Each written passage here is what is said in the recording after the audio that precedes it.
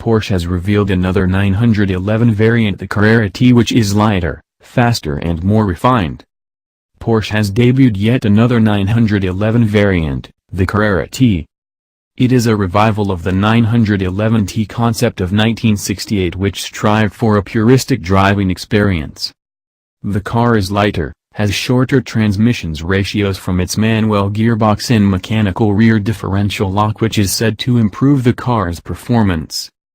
Porsche has based the new car on the standard Carrera, means it gets the SAM 565 bhp 3.0-liter flat-six engine with rear-wheel drive configuration. It is 20 kilograms lighter than the standard Carrera, weighing 1,425 kilograms, which has helped the car to have a slightly quicker 0 to 62 miles per hour time of 4.5 seconds. This can be improved further by opting to have the PDK paddle shifter added to the car, 4.2 seconds. This powertrain also allows the car to have an 180 miles per hour top speed, which it can reach in just 15.1 seconds. Other alterations to make this car a performance variant include the lowered suspension, optional four-wheel steering, and the Carrera T interior.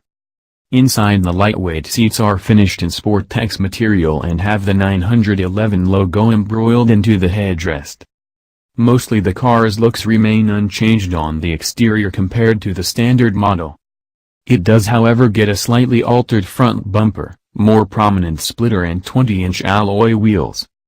There is 9 different exterior color options, which include black, lava orange, guards red, racing yellow, white, and Miami blue, as well as metallic Carrara white, jet black, and GT silver. Prices for the new Carrera T model start at £85,576 and it is on sale now.